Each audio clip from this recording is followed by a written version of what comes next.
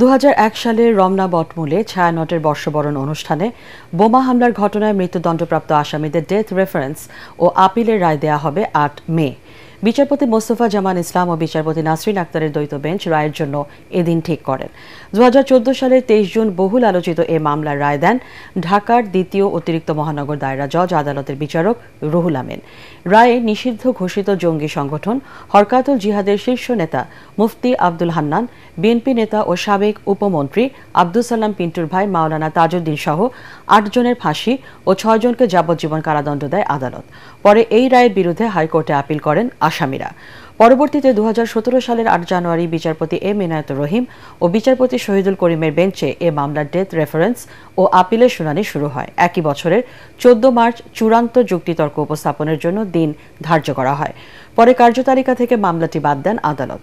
এরপর মামলাটি যায় বিচারপতি মোহাম্মদ রুহুল কুদ্দুস ও বিচারপতি এএসএম আব্দুল মবিনের হাইকোর্ট বেঞ্চে। সেখানে দীর্ঘদিন থাকার পরও মামলাটির শুনানি হয়নি। আগামী 8 তারিখে মাননীয় হাইকোর্ট বিভাগ রায়ের জন্য নির্ধারণ করেছেন।